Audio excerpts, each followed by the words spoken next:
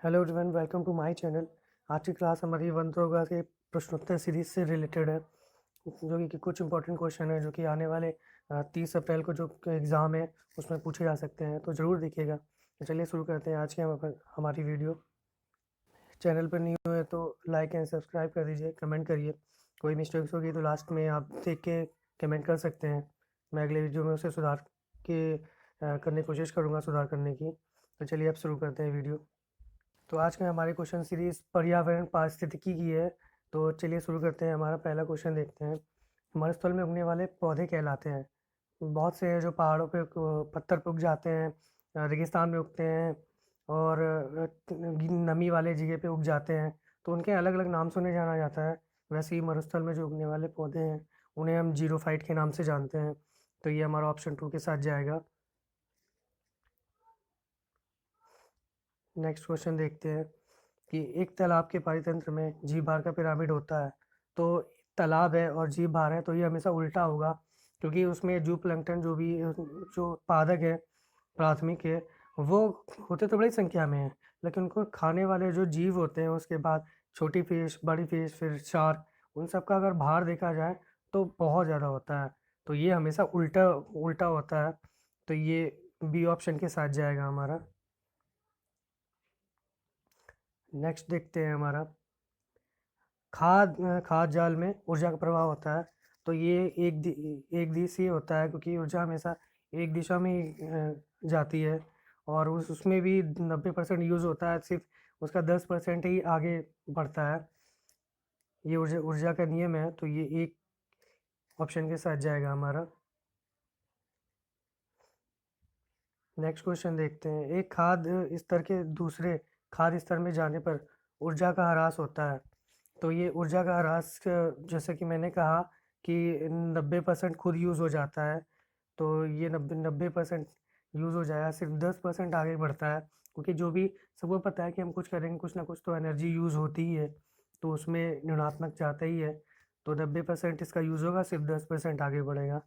Next question है मैं पारिस्थितिक स्तूप सर्वप्रथम किसने प्रस्तुत किया था? तो एजी टांसले थे ये।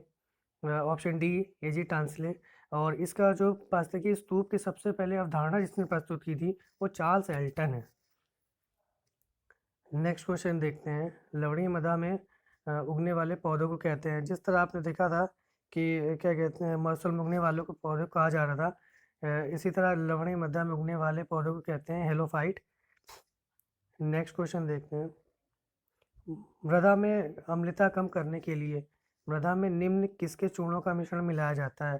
जैसे मृदा हो गई सबसे ज़्यादा इसमें खेती बाड़ी के लिए है कि मृदा में अम्लता ज़्यादा है, तो उसको कम करने के लिए ताकि फसलें खराब ना हो जिस और सही हो, तो उन उस मृदा में किस चूर्णों को मिलाया जाएगा, किसका मिश्रण मिलाते हैं? तो चूना पत्थर यूरिया नहीं है। इसका पहला ऑप्शन ए के साथ जाएगा। ये ऑप्शन डोलोमाइट एवं चूना पत्थर है ये मिला के। और नेक्स्ट क्वेश्चन देखते हैं। एक से अधिक एक से अधिक जातियों का समूह जो किसी स्थान पर रहता है उसे क्या कहते हैं? तो उसे हम जैव समुदाय कहा जाता है उसे। ऑप्शन बी के साथ जाएगा हमारा ये आंसर। नेक्स्ट क्वेश्चन देखते हैं हमारा। इकोलॉजी शब्द को देने वाले कौन थे? तो इकोलॉजी सबको पता है, इकोलॉजी सबसे पहले डॉक्टर अर्नेस्ट हैकेल ने दिया था।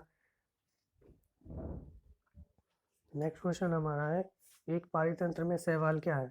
तो सबको पता है शैवाल हमेशा उत्पादक होते हैं ये।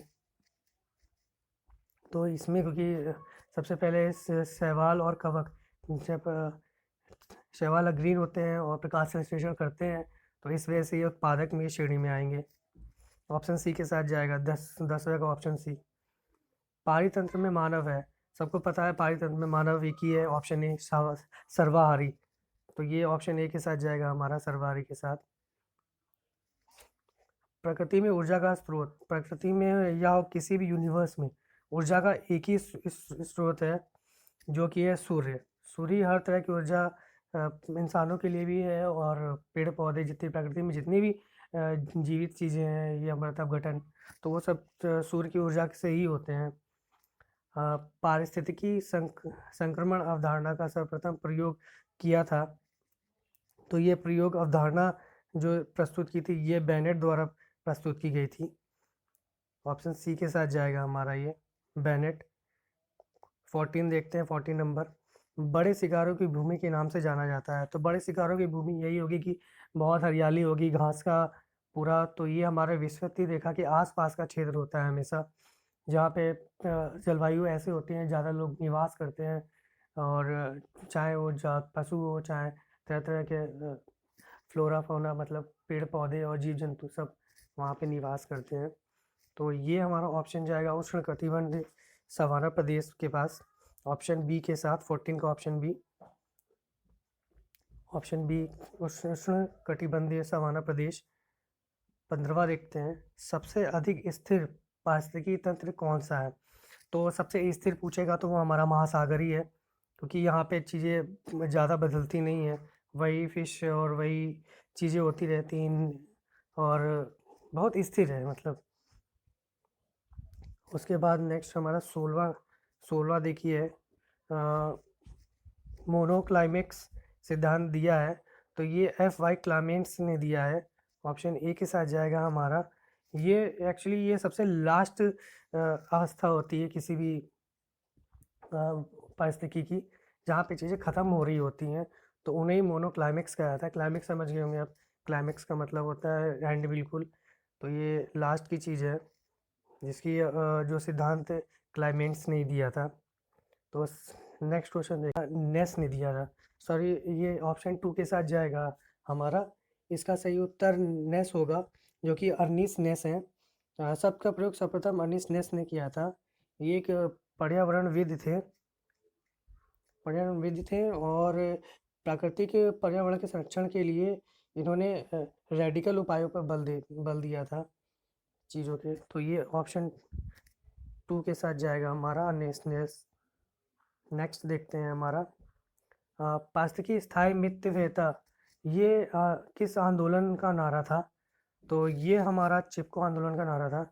सभी जानते हैं चिपको आंदोलन पेड़ों के बचाव के लिए किया गया था, उत्तराखंड का है। तो ये पारिस्थितिकी में अगर पेड़ ही हट जाएंगे तो पारिस्थितिकी तंत्र कैसे रहेगा, तो उसी से रिलेटेड है। तो ऑप्शन ए के साथ जाएगा 18वें का हमारा। नेक्स्ट है पारिस्थितिकी तंत्र में तत्वों के चक्रण को क्या कहते हैं।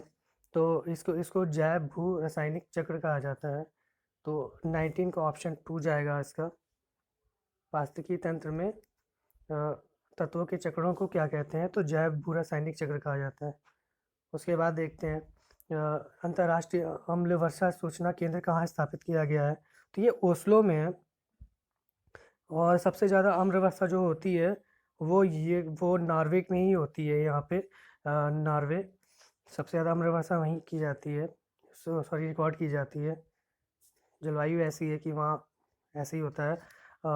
नेक्स्ट देखते हैं हमारा 21, समान रूप में आहार श्रृंखला में कितनी कड़ियाँ होती हैं। तो आहार श्रृंखला में सबने देखा होगा, पहले उत्पादक आते हैं, फिर प्राथमिक, भोक्ता, द्वितीयक, फिर तृतीयक, तो 4 हो जाते हैं इस तरह के। तो सबसे ज़्यादा काउंट की जाती है, तो ये हमारा ऑप्शन डी के साथ जाएगा। 4 होते हैं। आप देख सकते हैं कि पहले घास खाती है। घास कौन खाता है, हिरण कौन खाता है,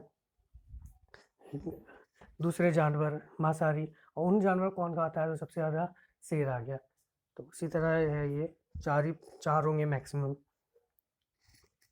नुकीली पत्तियों एवं भेदक गहराई वाले जड़ों के पौधों को निम्न में से किसमें वर्गीकृत किया गया है।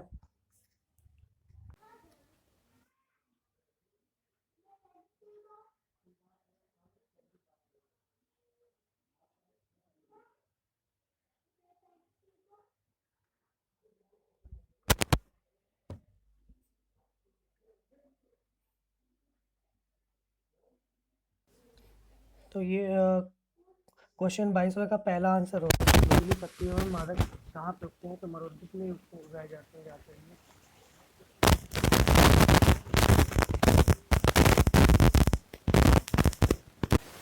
तो ये हमारा मानव निर्मित तंत्र, हमारा ये फसल पाई तंत्र है, जो कि मानव निर्मित है। वन बना नहीं सकता है, घास स्थल पाई तंत्र बना नहीं सकता है, आलवणी पाई तंत्र घास के वो कच्छ की वाला बना नहीं सकते हैं। तो हम एक ही जो फसल होता है उगता है वही पाई तंत्र बनाते हैं हम।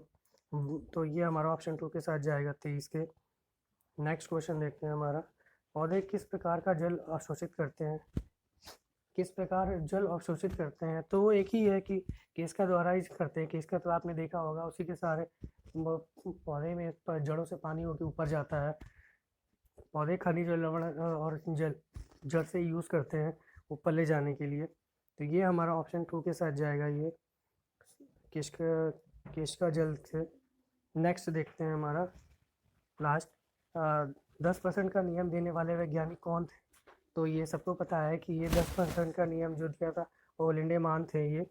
और इनका नियम यही था कि जो 10% है, कोई भी अगर ऊर्जा है किसी के पास आती है तो वहाँ पे कुछ ना कुछ वो लॉस करेगा और कुछ ही पार्ट वो आगे जाएगा।